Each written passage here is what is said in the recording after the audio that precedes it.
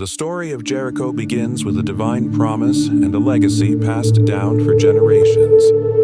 Long before the Israelites stood before the walls of Jericho, God had promised Abraham that his descendants would inhabit a land flowing with milk and honey. However, after centuries, that promise still lived within the hearts of Abraham's descendants. The journey to the promised land, however, was not easy.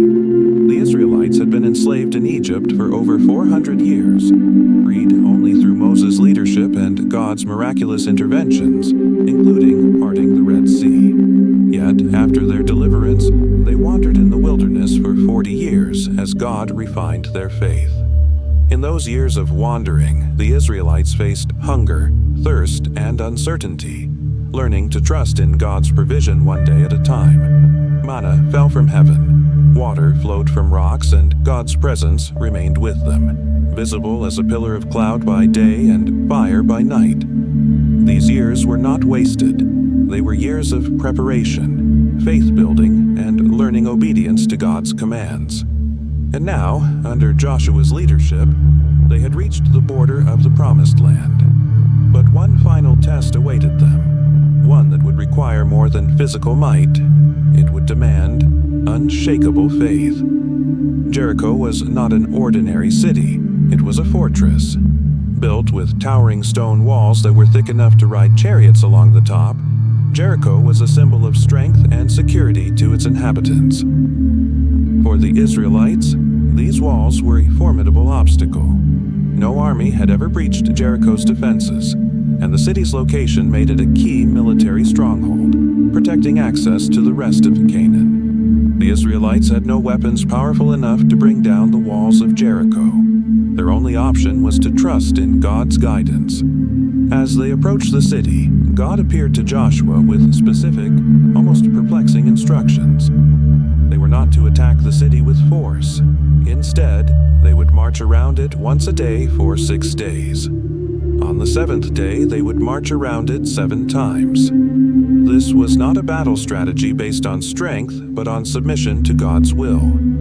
God was making it clear that this victory would not be achieved through human hands, but through divine intervention. The Israelites were learning that God's power far exceeded any obstacle they faced, even the seemingly indestructible walls of Jericho. As Joshua relayed God's instructions to the people, they likely felt a mix of excitement and confusion. Marching around the city in silence was hardly an inspiring battle plan, and one could imagine the people of Jericho watching from the walls, bewildered at the sight. Each day, the Israelites would rise early, line up in formation, and begin their march around the city walls. The priests would blow their trumpets, but the people themselves were to remain silent. No shouting, no battle cries, just the sound of footsteps and the haunting notes of the trumpets. This act of obedience required patience and trust. The Israelites had to put aside their instincts and fears, trusting that God's plan, though unconventional, would lead them to victory. Each step they took in silence was an act of worship and surrender, a declaration of faith in God's ability to bring down the walls. Sometimes God calls us to move forward in faith even when we don't understand, teaching us that obedience often precedes understanding. This march was a test of Israel's willingness to trust in God's plan rather than their own understanding or military strategy. As the days passed, the tension within the camp of Israel must have grown. Each night, they returned to camp without any sign of change.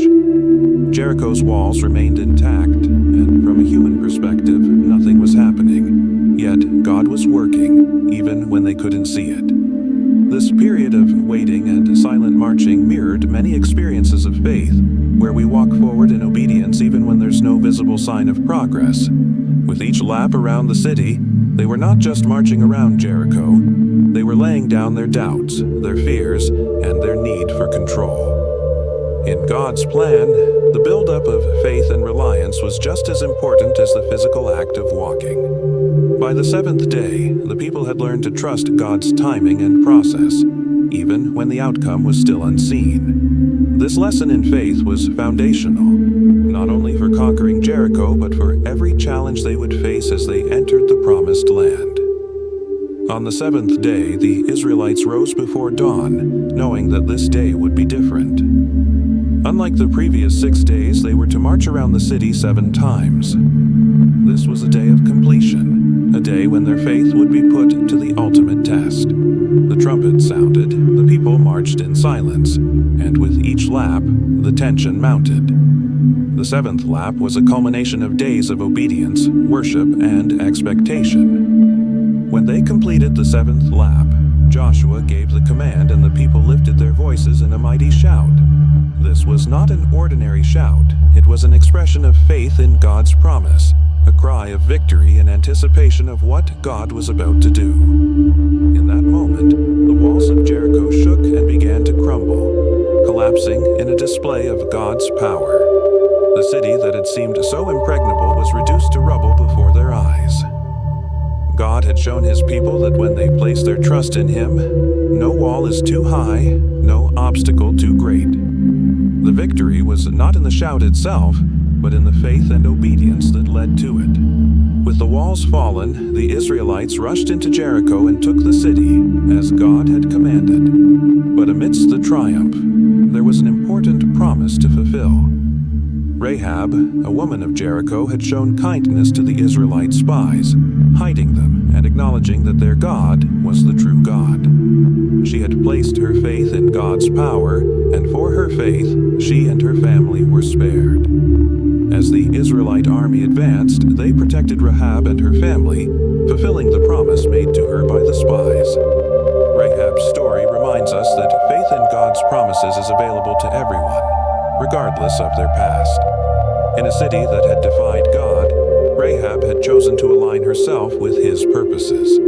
Through her faith and courage, she became part of Israel's story, and she would go on to be part of the lineage of Jesus Christ. Rahab's story is a reminder that God's grace reaches beyond walls, beyond circumstances, and beyond backgrounds, drawing in all who choose to trust in him. The fall of Jericho marked a turning point for the Israelites. This victory showed them that God was with them, that he would fight their battles, and that no city, no obstacle, no wall was too strong for him. Jericho became a symbol of God's faithfulness and the power of trusting in his ways. For the Israelites, each city they conquered after Jericho was a reminder that their strength came from God alone. The story of Jericho's fall became a testimony that would be shared for generations, teaching God's people that victory is found not in military might or human strength, but in faith and obedience. This victory also taught them the importance of following God's instructions completely. Every detail matters to God, and when his people walk in obedience, they see his promises fulfilled. The story of Jericho continues to resonate with believers today because, like the Israelites, we all face walls that seem impossible to overcome. These walls might be circumstances, fears, doubts, or challenges that stand between us and God's promises.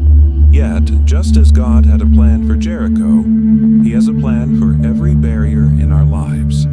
He calls us to walk in faith, even when the journey is long and the results aren't immediate. Jericho reminds us that God often works behind the scenes, building our faith and strengthening us even when we cannot see the outcome. The path may be unconventional, requiring us to trust, wait, and obey. But when we follow God's lead, he moves in ways that defy human logic, bringing down walls and opening doors we thought were closed. The fall of Jericho is a powerful reminder that God is both our guide and our strength. Through faith and obedience, we can overcome any wall that stands in our way. Just as the Israelites learned, victory is found not through human effort, but by placing our trust in God.